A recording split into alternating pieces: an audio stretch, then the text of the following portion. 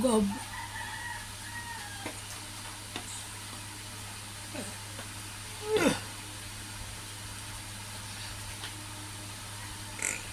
Hi, good morning. Tatay ko ilang beses na gumising sa akin, magdamag. Ayan, pahilot na naman daw siya. Hindi naman daw siya makadigay. Kanina hindi siya makatae, ngayon hindi na makadigay. Hindi na malaman kung anong gagawin niya.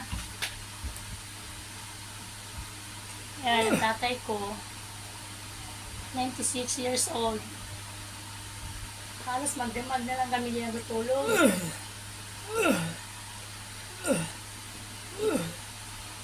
Nakaraan, uminom siya ng Pumaxi Club, 14 pieces. Naraos niya nun. Tapos meron 3 pirasong another antibiotic na iraos niya.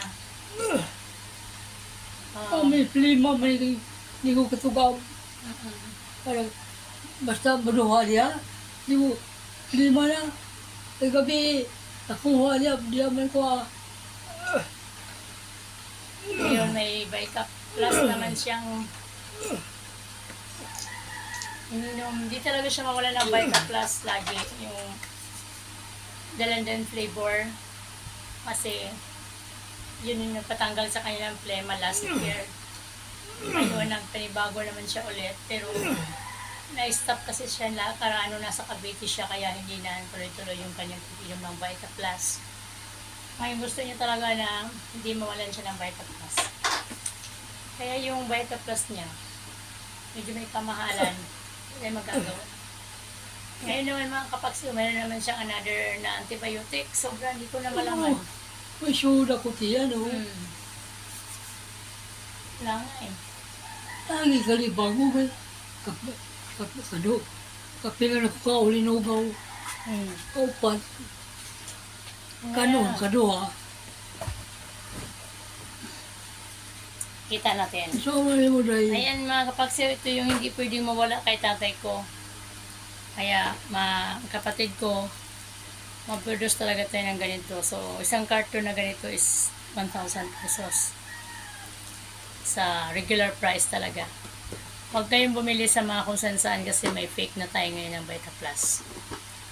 Punta talaga kayo sa office. Doon kayo bibili nito kung gusto nyo mag-fragile product.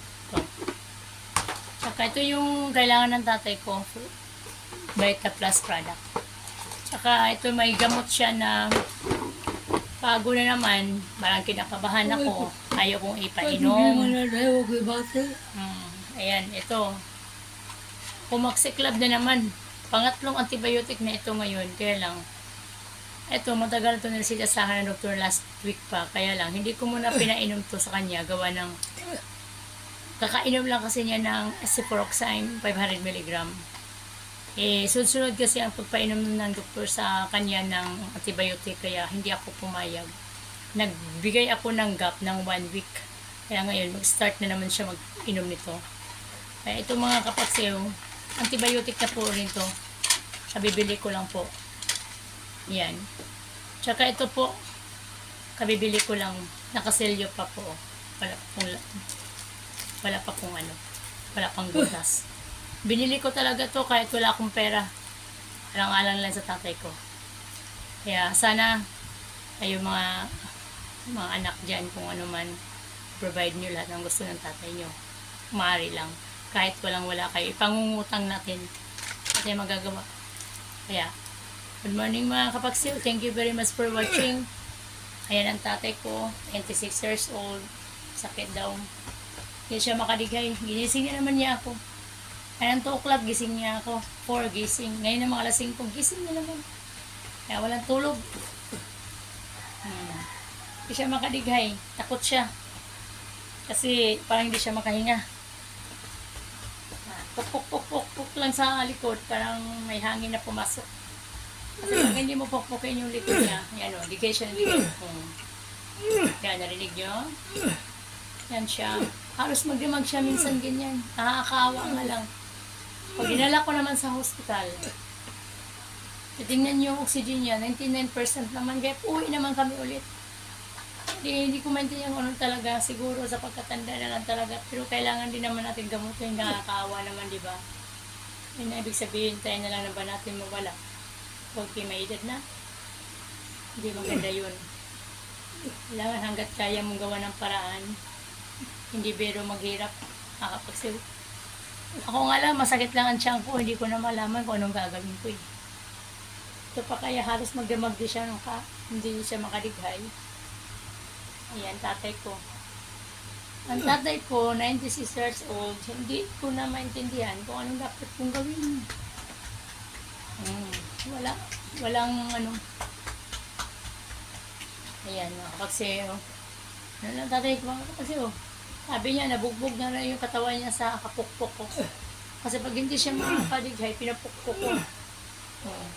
Sino yung ibang mag-suggest sa akin, magkomento? Alok na yakong kaon. Hindi mo pulugaw. Komentuhan niyo ako kung sino yung may alam. Kasi kung doktor lang, hindi ba yung tatlo yung bibigay sa akin? Yung mga dapat gawin kung paano, hindi siya makadighay, parang sikip yung dibdib niya, parang masikip yung pag linok niya, yun. Pinapukpok ko lang ng mahina yung kanyang dibdib, yung parang kahit paano, ibsan yung kanyang, hindi, parang tingin niya, yung pakiramdam niya, bigat, masikip yung dibdib niya, ganun. Wala lang siya sakit sa sa puso.